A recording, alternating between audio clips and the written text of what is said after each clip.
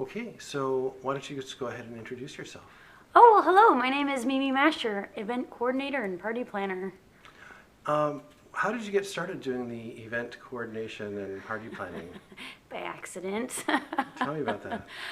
Michelle Molina was planning the first running of the Dames, and she came across needing some help organizing the roller aspect of things, and somehow I ended up doing that.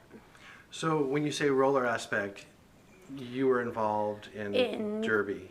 Oh yes, I'm a roller skater. I don't play derby as much as people think I do. I got injured in fresh meat when I started. I actually started as more of a skateboarder.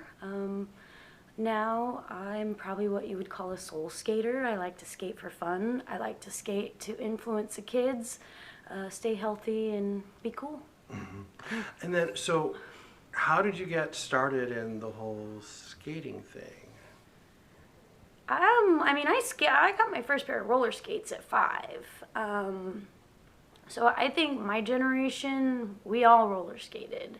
I had a it kind of died out as I got older, and I started a girls skateboard team, and I ran that with my ex-husband, and we divorced, and he sold the company. And so after that, I went through a lot of depression, and I didn't think I was ever going to find anything as cool again as Silly Girl. And then I found roller derby in Long Beach. I found adult roller derby in Long Beach, and it really changed everything for me. I met Estrogen with Moxie, and she brought me on board. I ran the skate shop for a while, and it's really it's natural. It's a natural thing for me. And tell me a little bit about when you got involved in the derby scene here in Long Beach. What was going on? What was it like? It was awesome. I started in 2011 with Long Beach Roller Derby. That was the original league in Long Beach, started by Astro, Jen, and Diesel. And it was like pinup girls on wheels gone crazy. It was really nice. A beautiful family aspect. Everybody came together. The costumes, the uniforms, sorry. Took on pinup costume vibes.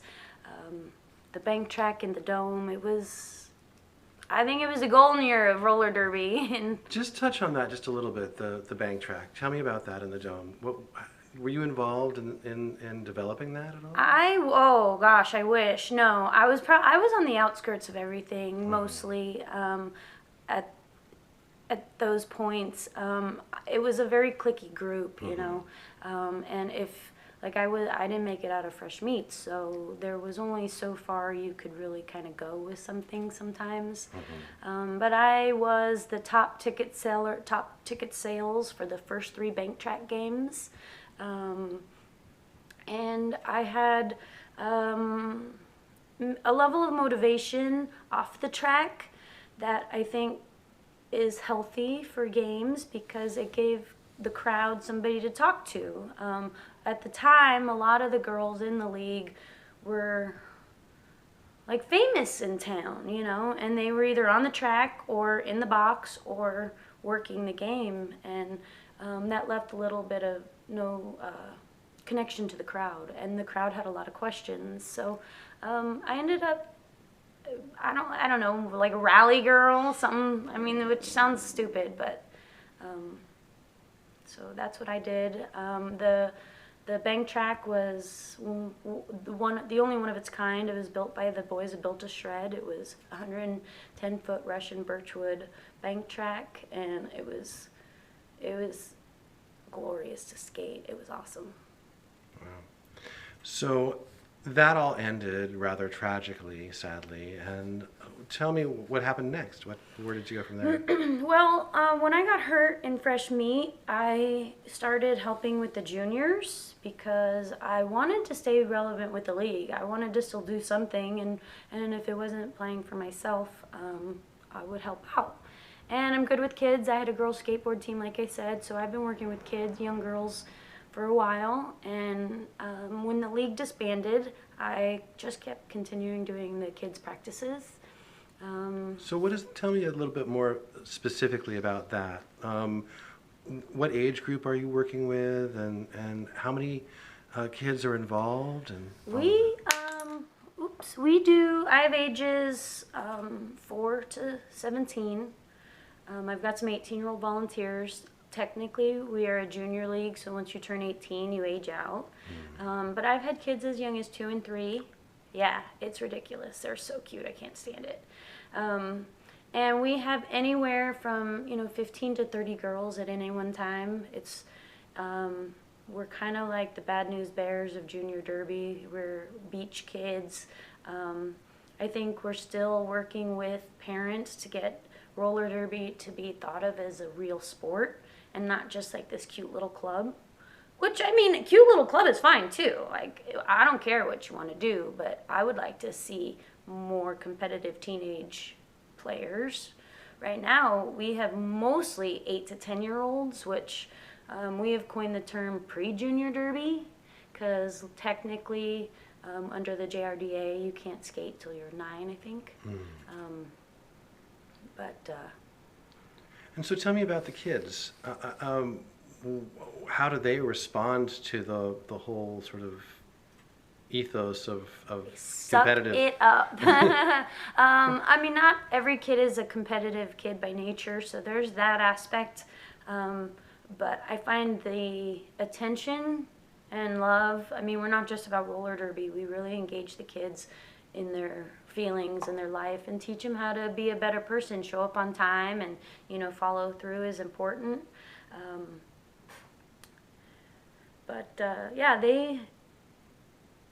I don't think they realize how much they touch me. I love every kid that comes through my rink. And when they leave or age out or leave early or move, it just breaks my heart. I love them all, so. And then you're also involved in MAID, which is where we are right now. Tell me a little bit about what you do here. I am the event planner or event coordinator for this space. It is a retail space with event space. How many times can I say space in one sentence? And we recently have taken on the artists from formerly Art Exchange. They're the studio artists at MAID. So there's that. We do have a gallery space. We host birthday parties here. You name it, we've probably done it. So tell me a little bit about the new artist space that just opened up. How did that happen, and how many artists are you hosting? Oh, I have to say I don't really know how many artists are back there. Okay. We're hosting at least 6, I think. Renee Tanner is here, Kenny McBride, and those are the only 2 I can think of off the top of my head. Sure. But it's full. It's full. It is full. It is amazing. Yeah. I don't know the reason why everybody had to vacate the Art Exchange, so I'm not even going to pretend to answer that, but we had a really large space available, and so DW rented it out. And now we've got these amazing artists. Right now they've got a show up, and they'll do another one in April or March, I think. That's fantastic. Yeah, it's fun. And then also, so as far as the events in the space, what have you been working on? I have our in-store event, which is for Valentine's Day. We've got the Funny Valentines and Shy But Fly doing spoken word. We'll have the B Room here doing hair and barber stuff for men so you can look good, as well as some other post-date stuff. Like what? Stuff is my technical term. More facials for girls. We're going to be providing last-minute shopping options, date packages with all sorts of local establishments. Everybody in the city, really. If they're doing a date package where they're at, we've probably got something offered here. So you purchase something here at MAID, and it gives you a gift certificate to go to, for example, Harvell's and partake in their evening, or Brass Lamp and partake in their evenings. Oh, that's very cool. It is interesting. It is very first of its kind, I think. DW works to innovate the shopping experience here with everybody in the community. And you've also you're also going to be hosting an art show. Oh yeah, we have got Snoop, the early years, a photo exhibit by Duke Givens. I don't know if you know him, but he's I do. amazing. He is my brother from another mother, and I am looking forward to bringing the pictures of Snoop Dogg, the early years, here. You know, that industry, that genre has a pretty rough rap. No pun intended. But I think Duke has captured a time in life that a lot of people haven't seen. So I haven't seen it, so I don't really know what to expect, but I know it's going to be amazing. Yeah, I think this may be Duke's first time exhibiting this set of Oh yeah, pictures. Yeah. yeah. I don't think that people have seen these photos.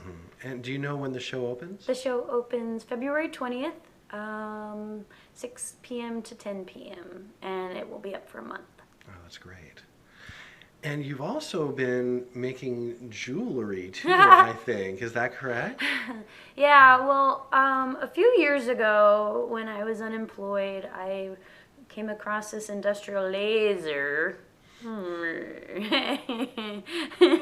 But so I begun making custom jewelry for roller derby athletes with their derby name, because you can't find anything with your name on it. And it just kept growing and growing, and now I make all sorts of acrylic stuff, jewelry, necklaces. So you're using an TikTok. industrial laser? Yes, And yes. so what do you do with it? Well, I can process designs on CAD, PDF, or a crisp JPEG, and then we laser into acrylic, glass, felt. I can cut fabric, and nearly anything. It's really amazing. It's about the size of a washing machine, and I started out engraving skateboards for trophies. Things like that. Oh yeah. Oh, the possibilities are endless. My graphic design skills are minimal. I taught myself, so I'm really only limited by what I can design. Wow. Yeah. That's very cool. Do you make bathing suits or purses? We can cut all your fabrics, like precise laser cut fabric. Yeah, it's pretty cool. And so the jewelry that you're making, you're using this device now to create pieces for the store? Yes. Well, it started out that I make what I like, and hopefully it sells. Maybe it doesn't, and we give it away to kids. But I make custom pieces. I've made German Shepherd necklaces for the German Shepherd Rescue. I have a really big order for somebody going out that they ordered a seahorse tie clip. So I do custom orders, cake toppers. I'm really excited. I've got gay and lesbian cake toppers, so you can, it's like two brides holding hands, and I got two cowboys. It says we were made for each other or something. It's a lot of fun. That's adorable. And then that brings me to your other thing, because you're doing so many things. You're working on a documentary, is that correct? Yes. Tell me about that. I work for a company called Strongest Link LGBT, and I travel the country visiting Pride festivals. I make at least 12 Pride festivals a year. And I'm not sure when that's gonna quit. I don't know how long I'll be able to travel with it, and I'm floored by the type of people I meet. There's so many amazing, brave, brilliant people that make the trek to Pride that I feel like I'm wasting my time if I don't document it all. And on top of that, I think the Pride festivals, some people think they're really great, and some people think they're really detrimental to the cause, and they're about drinking and getting messed up. And I mean, I've seen in West Hollywood Pride alone, like, it's just kids or young adults hammered all over the place. Mm-hmm. And I'm like, that's scary to me. I mean, I watched a drunk Marine in the middle of the street trying to snap the neck of an old man in his underwear at Pride. Oh my goodness. It was so traumatizing. I mean, it just, like it can be a really beautiful celebration. The Palm Springs Pride is so mellow. It's like a bunch of old white dudes just walking down the street. There's just so much variation to all of them, and I feel fortunate to be able to see that. And I haven't been able to quite put my thoughts together like a smart person yet, but it's coming, and I'm really excited to get started talking to people. So what are you documenting exactly? Are you doing interviews with people? Yes. I mean, who go to Pride, or people who put the events on? Both. Or, oh, Like Long Beach, for example, I have a couple interviews lined up with, for example, a gal who has recently come out and never been to a Pride festival. So this, for her, is like what you do. Like, I came out, I gotta go to Pride. And so she's looking forward to this as it, so we're going to talk to her and find out what she's thinking, how she feels about it. And then we're going to send her off to Pride with her camera. And then after Pride's over, we're going to sit her down, and I want to see what her opinion was of Long Beach Pride. Mm-hmm. I've heard mixed reviews about our Pride here, and going to all the ones I have, I think we do have a lot of room for improvement. And that's kind of how this documentary came about, because I want to see how we can make our local Pride as cool as like North Carolina, if you can believe that. So what is the difference? What are some of the things that they do there that you think are awesome? Well, like Palm Springs Pride is completely free. They roll around little buckets for people to pass out, put in donations. North Carolina Pride is free. It's located on a street similar to like Pine Avenue, and it's 4 to 6 blocks of stuff that you can just do. They have a VIP area. That's where they probably make money. But they have over 30,000 people attend their Pride, and like I work all day long selling stuff. I sell gay Pride accessories, and like what? Flags, prayer banners, pride rings. People like to get, wedding bands when they're together. Stickers, pansexual, asexual, gender fluid. You name it. There is something for everybody. Keychains, patches, pasties. I love the pasties. God, where was I going with that? Pasties, just... So, in the documentary that you're working on, how long have you been working on it now? Well, we have just sort of begun. The idea came about maybe 3 months ago, as I was asked to help participate in the VIP dance area of Long Beach Pride, event coordinating. And I got to thinking, like, all my friends kind of poo-poo LB Pride, and I try to speak really respectfully about other people's events because it's hard work. But that being said, I want to take my experience with other states. I was going to say other countries, with other states, and bring that here. And we have one of the best parades in the country. But I think our festival could use a little help. So that's where the documentary got started. That's great. We wanted to air a documentary about Long Beach Pride at the start of Pride. Oh, wow. So when is the ETA for this to be actually together? Oh, well, Pride in Long Beach is in May. I believe it is usually the second or third weekend, so I hope to have it done by then. Wow, that's great. I know. Once I get the parade out of the way. That's great. So then, what else are you up to? That's right, I said parade. So what else are you up to? Second annual Irish Heritage Parade and Festival, March 12th. What are you doing with them? Oh, planning a parade.